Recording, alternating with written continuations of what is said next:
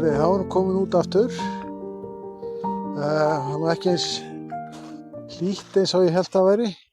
Svolítið kaldur vindur og svona, en ef maður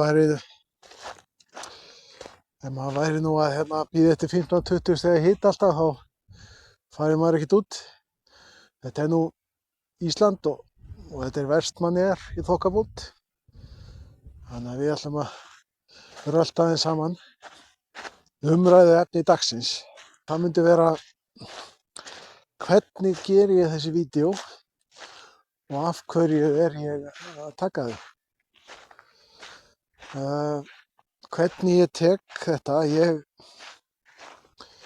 frekar einfalt. Ég er bara með litla myndavél, DJI Pocket heitir hún, bara Generation 1, svolítið gömul, hvað annars er hún 4-5 ára gömul, en virkar ágætlega. Svo keypti ég mér míkrofóna daginn, Hohem, og þeir eru svona þráðlausir, virka bara virkilega fínt. Þannig að ég get rölt aðeins og ég tek upp hljóðið sér og bæti því svo inn. Það sem ég gerir svo, þeir eru búin að taka upp þetta spjall, það er að labba sömu leiðin tilbaka og taka svona aðeins umhverfið inn líka. Af því að ég vil hafa þetta ekki bara fésið á mér, heldur líka svona sýna aðeins umhverfið. Af því að það er margt að sjá hérna í Vestmannaeyjum. Og ég bæði það að mér finnst gaman að klippa það inn í, gera þetta svona aðeins merkilegra heldur en bara andlitið á mér. Og svo nota ég líka þannig að ef ég er eitthvað að stama eða hiksta, þá get ég klippt það yfir, þannig að það sjáist ekki að ég sé að klippa. Síðan er svona hugmyndin að kannski að prófa drónaskot svona stutt, smá með líka. Bara svona til þess að hafa ekstra umhverfi inn í þessu. En ástæðan fyrir því að ég er að taka þessi svona labbi-vídeó, að ég finn það bara, það hefur alltaf verið erfitt fyrir mig að taka það í myndavél. Ég á bara mjög erfitt með það. Mér líður alltaf eins og fá þetta sko. En það er samt, ég fann það bara leið og ég byrjaði svona að labba, þá svona flæðir þetta aðeins betur. Maður er ekki alveg eins vandræðalegur. Hugmyndirnar flæða kannski líka betur. Við vitum bara að fara út að labba, það svona opnar hugan svolítið. En á meðan veðrið er svona gott, að þá bara að gera að drífa sig út. Fá smá hreyfingu og taka smá vídeó í leiðinni.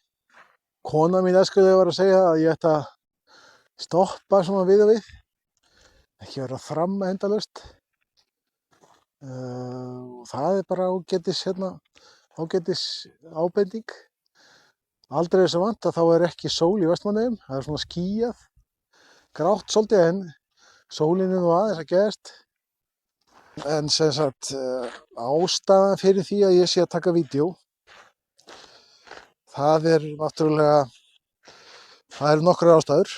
Maður hefur svona skoðanir og eftir því sem maður er eldri því meiri og undarlegri og sterkari skoðanir hefur maður. Og ef ég kem einhvern tíma með eitthvað sem að fólk getur notað, eitthvað ráð, þá því maður náttúrulega helviti vitur með aldrinum sko. Og þá er það bara bónus. Önnur ástæða fyrir að ég er að taka þetta upp ég hef alltaf bara haft gaman að því að gera vídeó frá því ég byrjaði á þessu. Fyrst byrjaði maður bara eitthvað svona bull í símanum, var að bæta inn texta og þykjast eitthvað fyndinn. Svo fór ég að keypti mér dróna, fór að taka drónavídeó, það var gaman.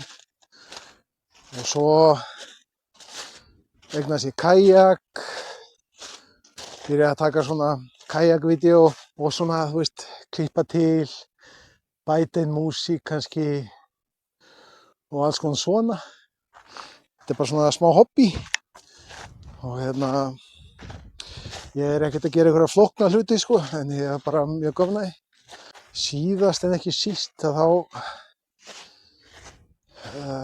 ein af ástæðum fyrir því að ég að gera þessi spjallvídeó sko, frekar en eitthvað annað. Það sko að þegar mamma dó, hún dó 2015, að þá eiginlega áttaði ég mig á því að við áttum eiginlega ekkert hana, þannig séð sko. Það voru engin vídeó, allavega mjög takmarkað, einhverjar ljósmyndir, ekkert svona, og allar svona minningar og skoðanir sem að hún hafi haft. Ég fór bara að hugsa að ég hefði viljað eiga miklu meira með henni sko. Og fá að vita eitthvað, kannski meira um æsku hennar, lífsskoðanir sem aldrei einhvern veginn svona kom til tals kannski. Og maður sér kannski eftir því að hafa ekki spurt og talað um. Svo tók ég vídeó við pappa, ég held að það hafi verið 2020 og það svona eitt af því sem að ég hvað ánægðastu með. Það var töluvert langt viðtal, ekki fullkomið, myndgæðin voru alveg hræðileg og hljóðið var svona upp og ofan sko. En bara allt í lagi og núna á maður klukkutíma vídeó þar sem pabbi aðeins að tala um æskuna, tala um kannski foreldra sína, skoðanir og fleira svona sem að kannski, ég finn núna alltaf dýrmætar og dýrmætar að eiga sko og sjá. Hafa tækifæri til að hlusta á og bara svona minnast, frábær minning og kannski eitthvað tímann í framtíðinni langar mig til að gera fleiri svona vídeó. Ekkert endilega þegar fólk orðið gamalt, svona augnablik í lífi hvers, hvað skilur maður eftir þegar maður fer.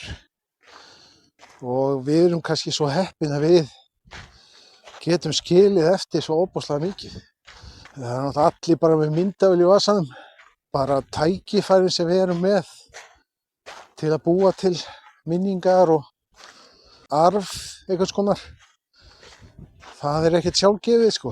Varðandi það að tala á íslensku, þetta er náttúrulega, ég gæti tala á ensku, en með minn hreim og mína kannski kunnáttu, þá þyrfti ég ábyggilega að setja hvort eða texta undir. Og líka það er náttúrulega miklu auðveldara að tjá sig á sínu móðurmáli. Ég á erfitt með að tala í myndavél og ég myndi eiga helmingi erfiðara að tala í myndavélina ef ég væri að reyna að tala á ensku í leiðinni sko. Þannig að þess vegna ég að taka þetta bara á íslensku og setja texta undir. Og ég er bara mjög þakklátur fyrir að einhver skuli hafa haft áhuga til þess að klikka og skoða og kannski hlusta. Þetta er svona helsta ástæðan fyrir því að ég er að gera þessi vídeó af svona vanefnum, en ég get skilið eftir eitthvað svona fyrir ættingja og vini eftir að maður fer kannski, eða bara eftir 10 ár, eftir 20 ár, og þá held ég að þessi svirði sko. Og þetta þarf ekki að vera neitt óskaplega merkilegt þar sem maður er að spá og spekúlera sko. Ég er gaman að gera þetta og ætla að halda áfram. Það er ennþá bara byrjun vetrar, gott veður. Þetta verður kannski erfiðara þegar veður fer að versna, en við sjáum bara hvað gerist og höfum gaman að þessu. Takk fyrir og sjáumst síðar.